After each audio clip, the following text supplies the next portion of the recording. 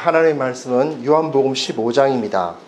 요한복음 15장을 전체를 개관할 생각입니다만은 오늘 함께 읽을 것은 4절과 5절만 함께 읽었으면 합니다. 같은 목소리로 한번 읽었으면 좋겠습니다. 요한복음 15장 4절과 5절을 같이 읽습니다.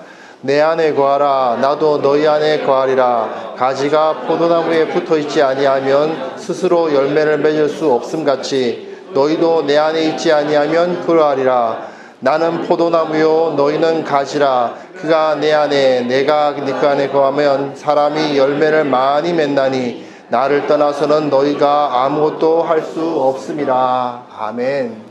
우리는 지금 요한복음 13장, 14장, 15장, 16장을 개관하면서 하나님께서 육신을 입으시고 사람이 되셔서 오신 그 성육신의 신비를 생각해 보고 있습니다. 이 12월을 맞이하여서 성탄절이 곧 다가오고 있는데 아마 다음 주에는 성탄절이 지나갔지만 그래도 또한 성탄의 의미에 대해서 생각해 보는 시간을 가지려고 합니다. 앞에서 영광과 평화라는 주제로 이 성탄의 의미에 대해서 생각해 보았습니다. 하늘에는 영광이요 땅에는 평화라. 이것은 단순한 이 세상 사람들이 노래하기 좋기 위해서 만들어낸 가사가 아닙니다. 이 땅에 하나님의 그 영광스러운 왕권이 세워지고 그 힘에 의해서 모든 민족과 모든 사람들 사이에 평화가 임한다는 것이죠. 그것이 13장과 14장에서 나타났습니다. 단 사람들이 생각하는 영광과는 거리가 있습니다. 사람들이 생각하는 영광은 어떤 것입니까? 강력한 군사력과 강력한 돈으로, 재정의 힘으로 사람들을 그 앞에서 굴복시키고 그것을 통해서 모두가 찍소리 못하도록 눌러버림으로써 만들어내는 평화, 그 영광과 평화를 사람들은 꿈꾸지만 우리 주님은 자신이 정말 끝까지 사랑했던 그 제자가 자기를 배반하며 떠날 때 영광을 얻으신 분이고 모든 사람들로부터 배신을 당하는 영광, 그 십자가의 영광으로 온 세상을 평화로 이끄셨던 분입니다. 모든 사람이 다 나를 배신하고 모든 사람이 다 나에게 손가락질을 한다 하더라도 내가 그들을 끝까지 사랑하는, 무한정으로 사랑하는 그 사랑으로 모든 것을 덮어버리는 평화, 그 평화를 이루신 분이 바로 우리 주님 예수 그리스도심을 보여줍니다. 그리고 우리가 읽지 않았습니다만은 13장과 14장 그리고 15장과 16장은 서로 따로 독립되어 있다기보다는 구분이 되어 있습니다. 15장과 16장에는 다시 한번 이것과 비슷한 이야기를 하기 시작해요. 다시 영광과 평화라는 주제로 또 한 번 이야기를 하는데 15장에서는 무엇을 예로 들고 있느냐 하면 포도나무를 예로 들고 있습니다. 예수님이 자기 자신을 포도나무로 비유하시면서 나는 참 포도나무다 라고 말씀하시면서 그 영광과 평화를 나타내시는 것을 보게 됩니다. 그런데 왜 포도나무였는가를 이해하기 위해서는요, 조금 다른 것을 보실 필요가 있습니다. 열왕기를 한번 보시겠습니다. 열왕기상 4장 24절에서 25절에 한번 보실까요? 솔로몬이 그 강 건너편을 딥사에서부터 가사까지 모두 그 강 건너편의 왕을 모두 다스림으로 그가 사방에 둘린 민족과 평화를 누렸으니 솔로몬이 사는 동안에 유다와 이스라엘이 단에서부터 브엘세바에 이르기까지 각기 포도나무 아래와 무화과 나무 아래에서 평안히 살았더라. 솔로몬이라는 이름 자체가 평화라는 뜻이고, 그리고 그가 그 온 땅에 그가 통치하던 그 땅 지역에 평화를 임하게 했다고 기록되어 있습니다. 물론 이 시대는 구약 시대니까 예수님의 방식으로 이곳에 평화를 이루게 한 것은 아니죠. 강력한 군사력으로 그 주위 나라들을 전부 평정했다는 뜻입니다. 그리고 강력한 경제력으로 모든 사람들에게 솔로몬에게 굴복할 만한 이유를 만들어 줬죠. 그렇게 해서 그 지역이 다 평화를 이루는 지역이 되었습니다. 그런데 여기서 상당히 중요한 상징적인 나무 두 그루가 나옵니다. 다안에서부터 브엘세바까지, 다안은 이스라엘의 북단이고 브엘세바는 남단인데 그 온 땅에 사람들이 포도나무 아래와 무화과 나무 아래에서 평안히 살았습니다. 포도나무와 무화과 나무는 솔로몬의 성전, 솔로몬의 통치, 이스라엘의 최전성기를 떠올리게 하는 나무입니다. 그런데 요한복음 1장에 보시면요, 1장 47절 48절에 보시면 예수님이 빌립이 소개한 나다나엘을 만나시는 이야기가 나와요. 근데 나다나엘을 딱 보시더니 이 사람이 보라, 이는 참으로 이스라엘 사람이라, 그 속에 간사한 것이 없다로 인정을 해주십니다. 요한복음에서는 유대인 하면 나쁜 거고 이스라엘 사람 하면 좋은 겁니다. 어쨌든 나다나엘을 그 신앙적으로 인정하시는 모습을 보게 됩니다. 나다나엘은 어떻게 저를 아십니까? 하니까 예수님이 대답을 하시죠. 빌립이 너를 부르기 전에 네가 무화과 나무 아래에 있을 때에 보았다. 이게 무슨 뜻일까요? 무화과 나무 아래에 있을 때에 보았다. 이것은 당시에 예수님 당시에 성전이 썩었다는 사실은 유대인들이 전부 다 아는 사실입니다. 누구도 모르는 게 없어요. 그런데도 성전이니까 떠날 수도 없고 어떡합니까? 저 성전이 회복되고 개혁되기를 바라는 사람들이 생기게 되겠죠. 그 사람들이 모여서 거기서 기도하는 사람들이 모이기 시작하는데 어디서 모였겠습니까? 무화과 나무 아래에서 모인 겁니다. 왜 포도나무가 아니고 무화과 나무일까요? 둘 다 하면 되는데 꼭 무화과 나무만 주로 성전의 상징이 되고 포도나무는 별로 사용되지 않았던 것 같습니다. 왜냐하면 그걸 나무를 보면 아실 수 있습니다. 왼쪽이 무화과 나무의 틀인데요. 이건 작은 나무고요. 무화과 나무는 커지면 굉장히 커져서 그 그늘에 많은 사람들이 모여 앉을 수 있을 정도의 큰 나무가 됩니다. 일단 줄기 자체가 튼튼하게 위로 오르고 소위 말하는 하늘 향해 두 팔 벌린 나무들, 그 모습이 딱 나타나서 멋진 나무의 모습을 갖고 있습니다.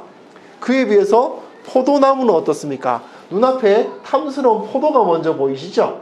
하지만 저는 지금 포도 열매를 보라고 하는 게 아니고 그 나무 줄기를 한번 보십시오.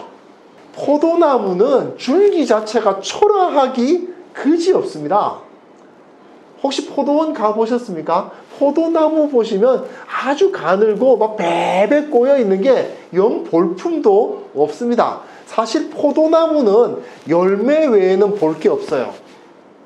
그런데 워낙에 이 열매 자체가 너무 좋죠. 무엇보다도 이 사람들은 포도주를 만드는 원료로서 포도를 반드시 필요로 하는 사람들이니까 포도는 너무 좋은 것이고, 사실 그 열매의 활용도는 무화과보다 포도가 더 좋고 사람들은 당연히 포도를 더 먹고 싶어 하겠지만 나무로서 모임 장소로서는 포도나무는 별로 그렇게 좋지 않습니다.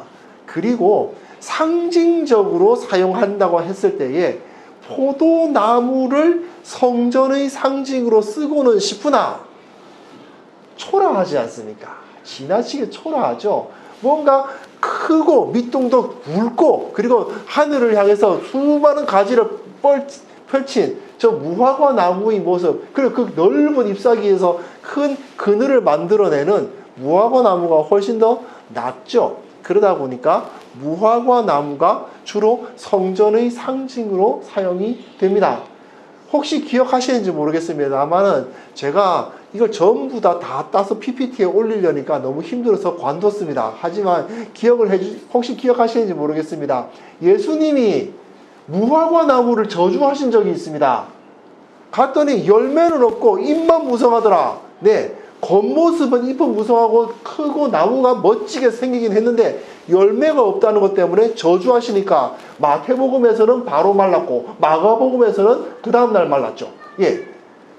무화과 나무가 마르는 것은 성전이 망할 것이라는 것을 보여주는 상징적 행위셨던 겁니다. 자, 이제 여기서 요한복음에서는 그 성전은 이제 저 돌로 지은 성전이 아니라 우리 주 예수 그리스도께서 십자가를 지시고 죽으시고 다시 부활하심으로 말미암아 성전이 진정한 성전이 세워졌다라고 선포하는 복음서입니다. 그런데 예수님이 자기 자신을 뭐라고 말씀하셨다고요? 나는 참 무화과 나무다가 아니고 나는 참 포도나무다라고 말씀을 하신 이유가 어디에 있는지 13장과 14장을 읽은 사람들은 왜 예수님이 무화과가 아니라 포도를 선택하셔서 내가 포도나무다라고 말씀하셨는지 이제 짐작할 수가 있을 것입니다.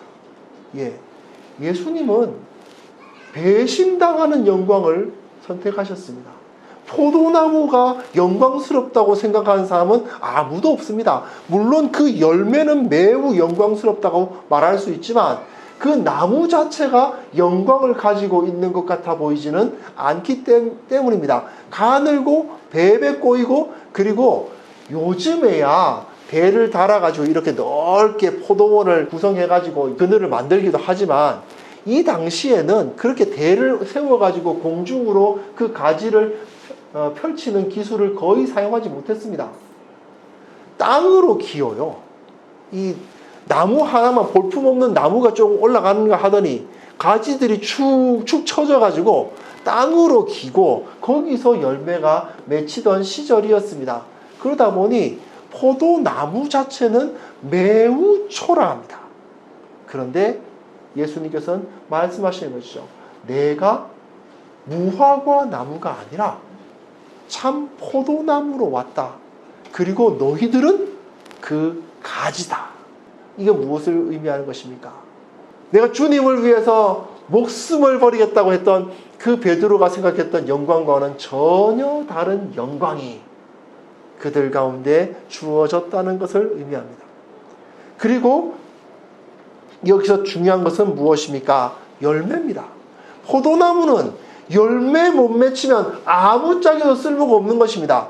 열매 외에는 어떠한 영광도 그에게는 주어져 있지가 않은 거죠. 그러다 보니까 제자의 존재 가치가 무엇입니까? 내 안에 거하라. 나도 너희 안에 거하리라. 가지가 4절입니다. 4절에 보시면 가지가 포도나무에 붙어 있지 아니하면 스스로 열매를 맺을 수 없지. 너희도 내 안에 있지 아니하면 그러하리라. 무슨 이야기일까요?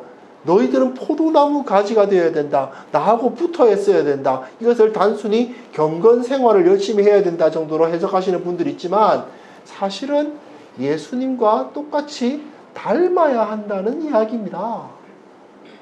예수님처럼 되지 않으면 너희가 열매를 맺을 수가 없다는 것이죠.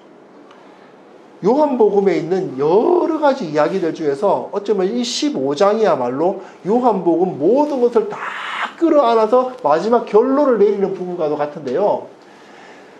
요한복음 앞부분에 보시면 유대교에 대해서 그야말로 신랄하게 비판하는 내용들이 계속 이어집니다. 그 대표적인 그림이 뭐냐 하면 6개의 돌항아리예요. 돌항아리. 포도주가 떨어진 잔치집. 그게 바로 유대교였습니다.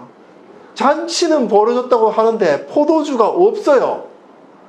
정말 좋은 날이라고 사람들은 기뻐하자고 모였는데 기뻐합시다 하고 모였는데 얼굴에 기쁨이 하나도 없습니다.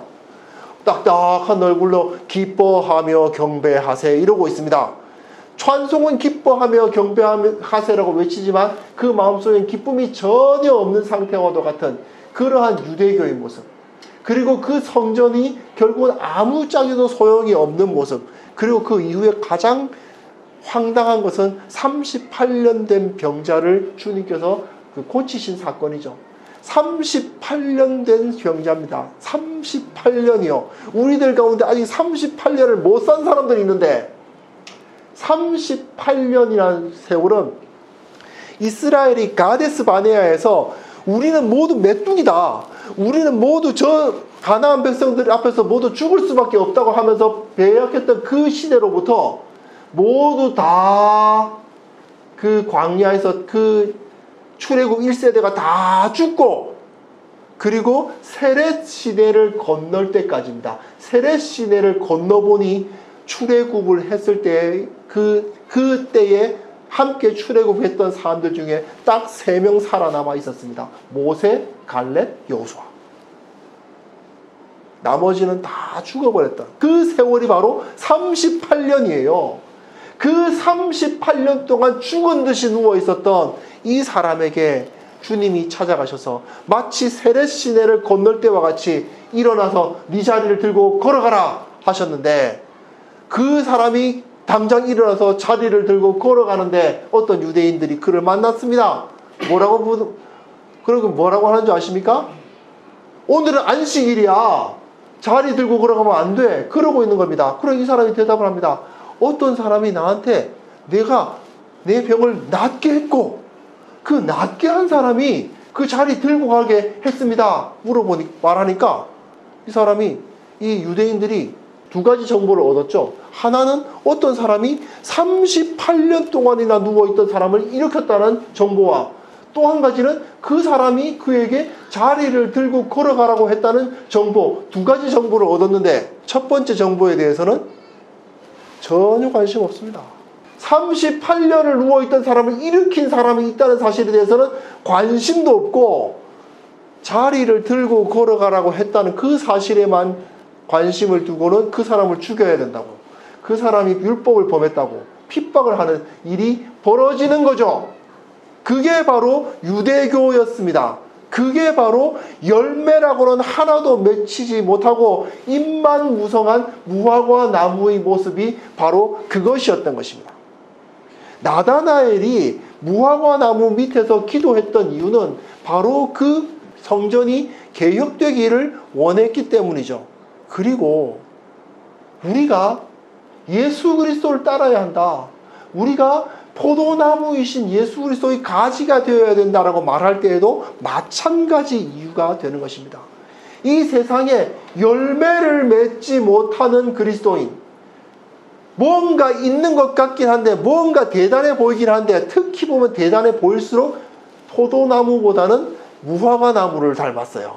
무화과 나무처럼 크고 힘있어 보이고 무성해 보이고 많이 보이고 뭔가 있어 보이는 그런 상황을 많이 닮았어요. 그런데 정작 배가 고픈 사람에게 열매 하나를 내어줄 수 없는 나무, 그런 상황이 되어 있는 그곳에서 예수님께서는 제자들에게 이렇게 말씀하시는 것입니다. 6절 보십시오. 6절에 보시면 사람이 내 안에 거하지 아니하면 가지처럼 밖에 버려져 마르나니 사람들이 그것을 모아다가 불에 던져 사르느니라.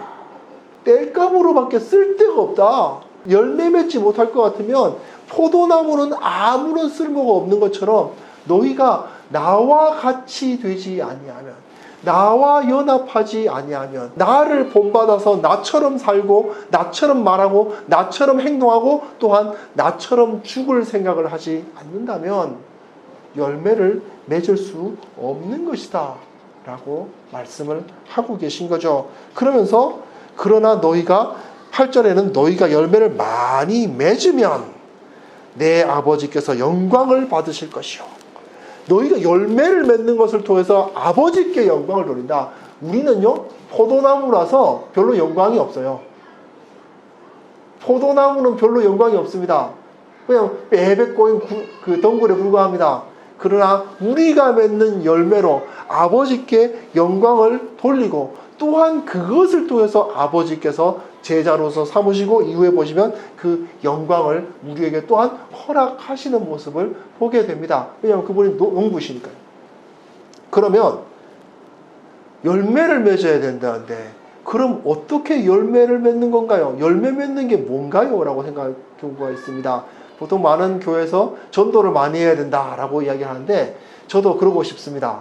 우리 교회 그렇게 많은 사람들이 모이는 교회가 아니니까 열매 맺으려면 전도해야 된다라고 말을 해야 되는데, 성경 본문은 그런 말을 하고 있지 않고 다른 말을 합니다. 왜 이럴까요?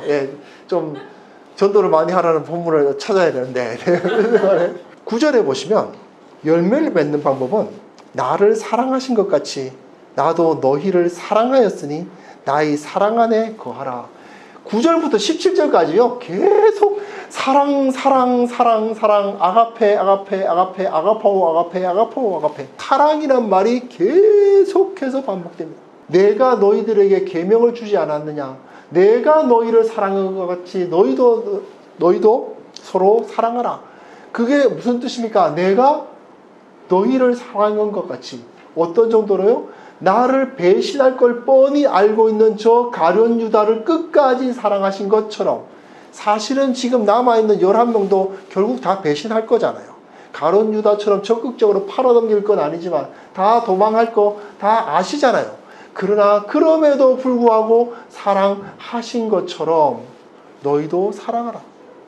그것을 통해서 솔로몬의 영광과도 같은 그 힘으로, 그 사랑의 힘으로 이 세상 가운데 평화를 일으키라는 것이죠. 물론 솔로몬은 군사력으로 폭력을 사용해서 그곳에 평화를 이룬 건 맞지만 이제는 진정한 권능, 사랑의 권능으로서 서로 사랑하는 권능을 통해서 이 세상에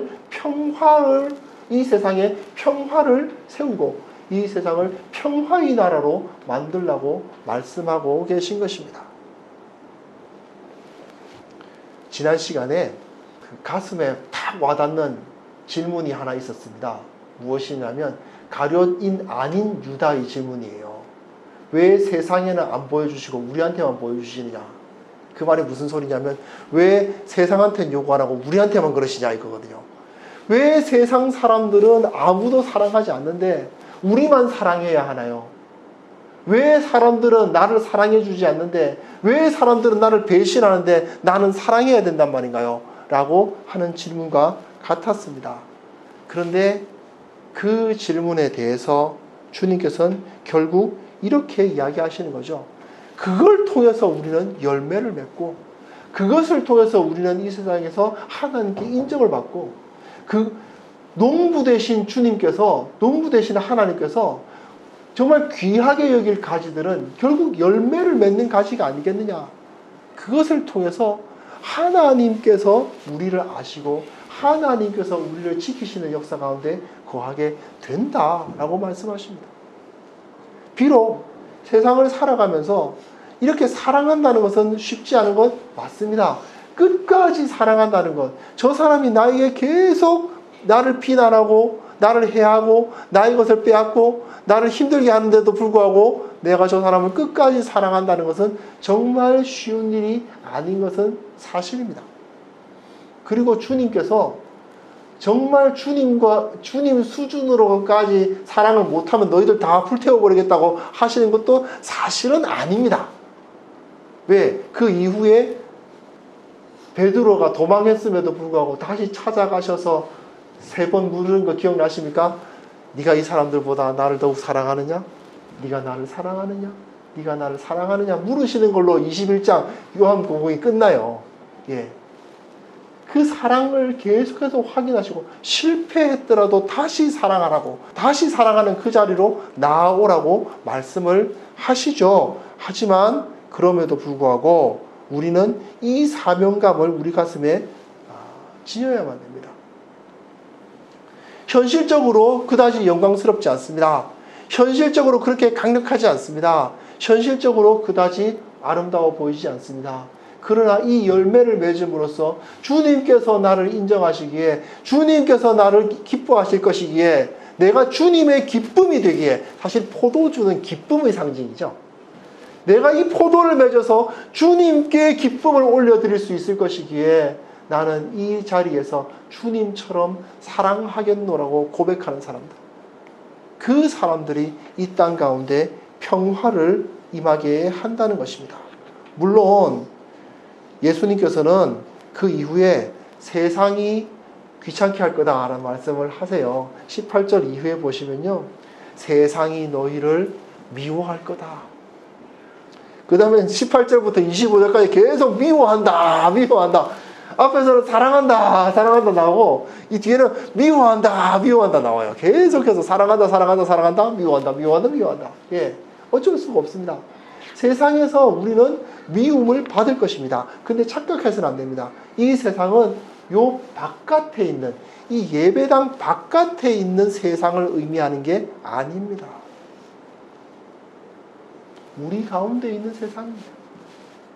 우리 마음속에 있는 세상적 가치관이고 우리 마음속에 있는 죄성이 사랑하는 것을 미워할 것입니다.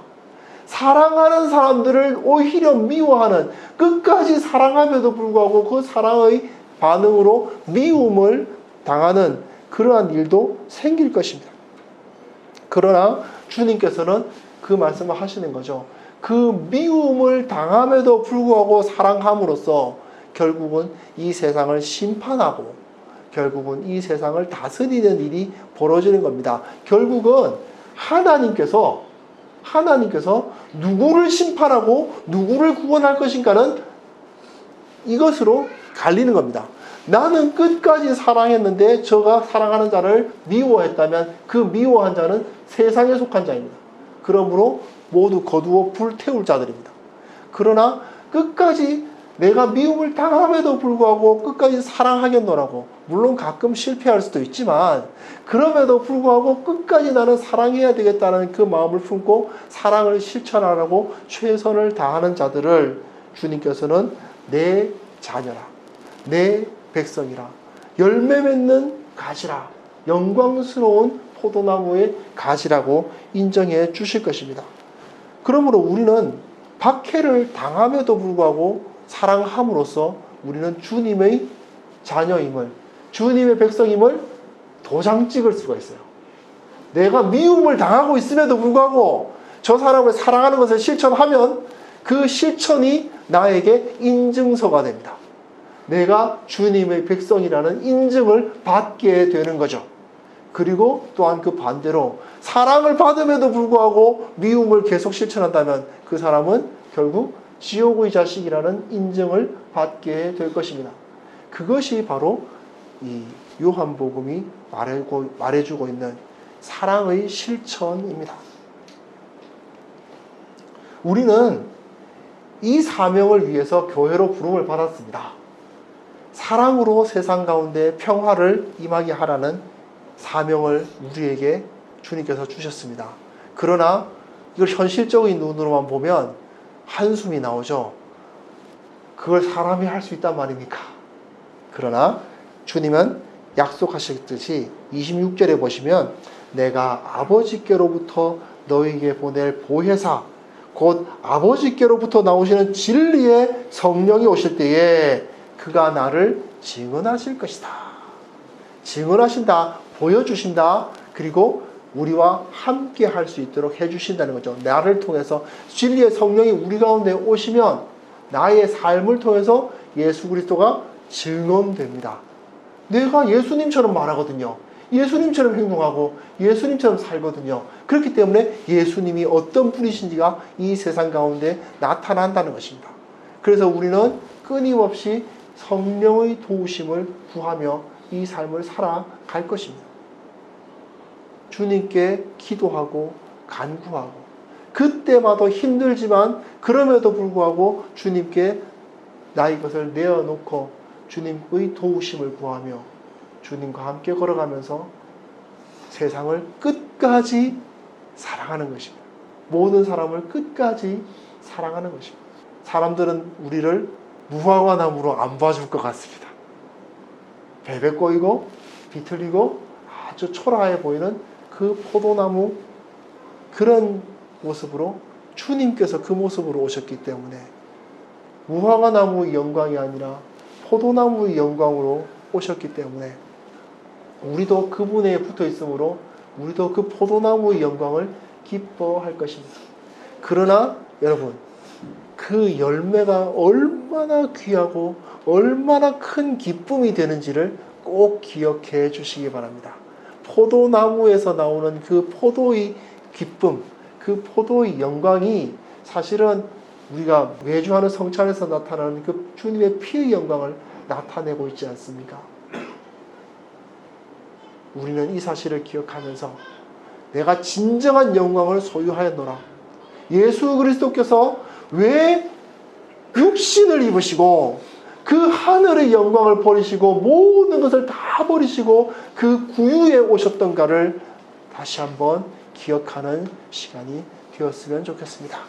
우리 주님께서 포도나무의 영광을 선택하셨던 것처럼 우리도 그분께 붙어 있어서 성령으로서 주님과 함께 연합하여 주님처럼 살다가 주님처럼 행동하다가 주님께서 맺으신 그 열매를 맺으며 내 삶의 마지막까지 그 열매를 맺는 삶을 살겠노라, 그 결단으로 살아가는 우리 귀한 성도님들 되시기를 바랍니다. 기도하겠습니다. 하나님 아버지, 참으로 주님의 뒤를 따른다는 것이 참으로 두렵고 부담스럽고 힘들게 느껴질 때가 너무나도 많음을 고백합니다. 우리가 연약한 죄인들이고 참으로 주님께 포도나무의 그 영광을 바라보면서 주님께 붙어 있기가 참으로 고통스러울 때도 있음을 주님 고백합니다. 그러나 성령께서 우리 가운데 오셔서 이 일을 가능케 하시고 성령께서 우리 가운데 오셔서 이 일을 기뻐하게 하시고 우리가 참으로 열매를 맺어서 아버지께 기쁨을 드리는 그러한 귀한 성도들 될 수 있도록 주님 역사하여 주옵소서. 우리 가운데 주님의 임재하심을 내려 주옵소서. 예수 그리스도의 이름으로 기도합니다. 아멘.